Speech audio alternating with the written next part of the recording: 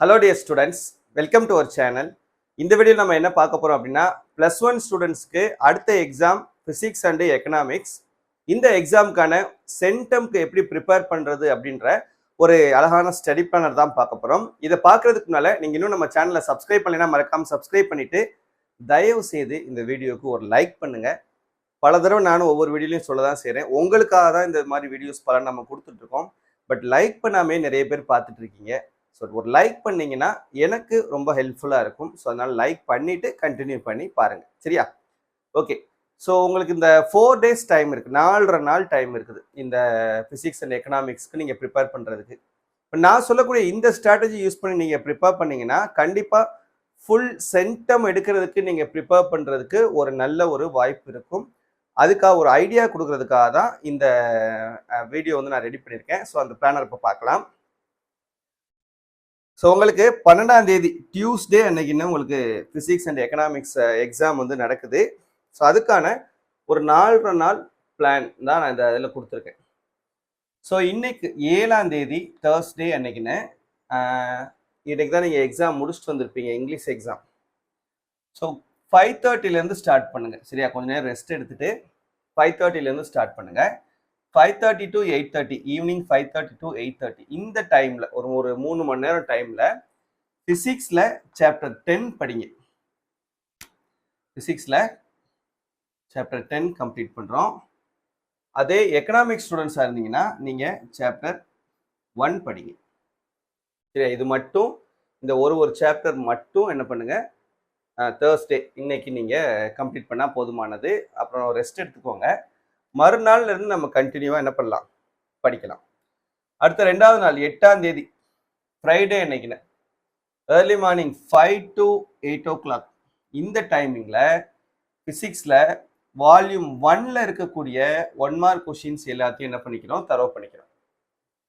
அதே எக்கனாமிக்ஸ் ஸ்டூடெண்ட்ஸாக இருந்தீங்கன்னா நீங்களும் என்ன பண்ணுங்க, 1 mark கொஷின்ஸே படிங்க.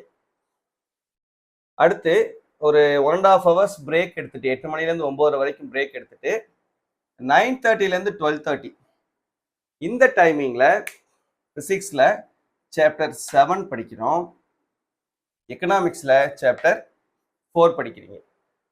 அடுத்து ஒரு 1 hour பிரேக் விட்டுட்டு 1:30லேருந்து 4:30 வரைக்கும் இந்த ஆஃப்டர்நூன் டைமில் ஃபிசிக்ஸில் சாப்டர் 3, எக்கனாமிக்ஸில் சாப்டர் 5. அடுத்து ஒரு 1 hour பிரேக் விட்டுட்டு 5:30லேருந்து 8:30 வரைக்கும் இந்த டைமிங்கில் ஃபிசிக்ஸில் அதே சாப்டர் 3, ஏன்னா பெரிய சாப்டர்ஸுக்கு கொஞ்சம் டைம் எக்ஸ்ட்ரா கொடுத்துருக்கேன், நீங்கள் அதுக்கேற்ற மாதிரி படிச்சுக்கோங்க. எக்கனாமிக்ஸ் ஸ்டூடெண்ட்ஸ் நீங்கள் சாப்டர் 2 படிக்கிறீங்க இந்த டைமிங்கில். அடுத்து 9 to 10:30 இந்த டைமிங்கில் ஃபிசிக்ஸில் சாப்டர் 1, ஆல்ரெடி சாப்டர் 1 நல்லா தரவாக தான் படிச்சிருப்பீங்க. ஸோ அதனால் அதுக்கு நான் டைம் கம்மியாக கொடுத்துருக்கேன். தென் எக்கனாமிக்ஸில் சாப்டர் 2 ரிமைனிங் இருக்கக்கூடிய கொஸ்டின்ஸை நீங்கள் ஸ்ப்ளிட் பண்ணி படிச்சுக்கோங்க. இது 8ஆம் தேதி நீங்கள் படிக்க வேண்டிய கான்செப்ட். அடுத்து 9ஆம் தேதி சனிக்கிழமை அன்னைக்குன்னு மறுபடியும் ஏர்லி மார்னிங் 5 to 8 இந்த 3 மணி நேரத்தில் ஃபிசிக்ஸில் வால்யூம் 2ல் இருக்கக்கூடிய 1 mark கொஸ்டின்ஸை நம்ம படிக்கிறோம். எக்கனாமிக்ஸ் ஸ்டூடெண்ட்ஸ் நீங்கள் 1 mark கொஸ்டின்ஸ் 2ஆக பிரிச்சுக்கோங்க. இங்கே சாப்டர் 1 to 6, இங்கே சாப்டர் 7 to 12 2ஆக பிரிச்சு நீங்கள் 1 mark கொஸ்டின்ஸை புக் பேக் அண்ட் இன்டீரியர் எல்லாத்தையும் நல்லா தரவாக படிச்சுக்கோங்க. அடுத்து 9:30 to 12:30 1.5 hours பிரேக் விட்டுட்டு ஃபிசிக்ஸில் சாப்டர் 4, ஏன்னா இங்கே 4 மணி நேரம் உங்களுக்கு டைம் இருக்கும். எக்கனாமிக்ஸில் சாப்டர் 6 நாம கம்ப்ளீட் பண்ணிக்கிறோம், சரியா? அடுத்து ஒரு 1 hour பிரேக் விட்டுட்டு 1:30லேருந்து 4:30 வரைக்கும் இருக்கக்கூடிய இந்த 3 மணி நேரத்தில் ஃபிசிக்ஸில் சாப்டர் 8 படிக்கிறீங்க. எக்கனாமிக்ஸ் ஸ்டூடெண்ட்ஸ் சாப்டர் 7 வந்து கம்ப்ளீட் பண்ணிக்கிறோம். அடுத்து ஈவினிங் 5:30 to 8:30 டைமில் ஃபிசிக்ஸ் அதே சாப்டர் 8, எக்கனாமிக்ஸ் சாப்டர் 3. நைட்டு 9 மணிலேருந்து 10:30 வரைக்கும் இந்த டைமிங்கில் ஃபிசிக்ஸில் சாப்டர் 9, எக்கனாமிக்ஸில் சாப்டர் 3 வந்து கம்ப்ளீட் பண்ணிக்கிறோம், சரியா? ஸோ இதான் நீங்கள் சாட்டர்டே அன்னைக்குன்னு படிக்க வேண்டியது. அடுத்து மறுநாள் 10ஆம் தேதி சண்டே அன்னைக்குன்னு ஏர்லி மார்னிங் 5 to 8 இந்த டைமிங்கில் ஃபிசிக்ஸில் ப்ராப்ளம்ஸ் எல்லாத்தையும் ஒர்க் அவுட் பண்ணி பார்த்துக்கணும், சரியா? என்னென்ன ப்ராப்ளம்ஸ்லாம் இருக்கோ அதில் தான் எவ்வளோ ப்ராப்ளம்ஸ் அந்த டைமிங்கில் உங்களால் பார்க்க முடியுமோ பார்த்துக்கிறங்க. எக்கனாமிக்ஸாக இருந்தீங்கன்னா சாப்டர் 10. அடுத்து 9:30 to 12:30 இந்த டைமிங்கில் ஃபிசிக்ஸில் சாப்டர் 5, எக்கனாமிக்ஸ் ஸ்டூடெண்ட்ஸ் சாப்டர் 8. அப்புறம் 1 hour பிரேக் விட்டுட்டு 1:30லேருந்து 4:30 வரைக்கும் இந்த டைமில் ஃபிசிக்ஸில் சாப்டர் 2, எக்கனாமிக்ஸில் சாப்டர் 9. 5:30லேருந்து 8:30 வரைக்கும் ஈவினிங் டைமில் ஃபிசிக்ஸில் சாப்டர் அதே 2, எக்கனாமிக்ஸில் சாப்டர் 5. இப்போ நைட்டு 9 மணிலேருந்து 10:30 வரைக்கும் ஃபிசிக்ஸில் சாப்டர் 6, எக்கனாமிக்ஸில் சாப்டர் 5 வந்து கம்ப்ளீட் பண்ணிக்கிறோம். சரியா? ஸோ இது 10ஆம் தேதி சண்டே அன்னைக்குன்னு நீங்கள் கம்ப்ளீட் பண்ண வேண்டிய போர்ஷன். அடுத்து 11ஆம் தேதி மண்டே அன்னைக்குன்னு ஏர்லி மார்னிங் 5 to 8 இந்த டைமிங்கில் ஃபிசிக்ஸில் ப்ராப்ளம்ஸ் பார்க்குறீங்க. இங்கே பார்த்தது போக ரிமைன் 2 வால்யூமாக வேணால் பிரிச்சுக்கிறங்க.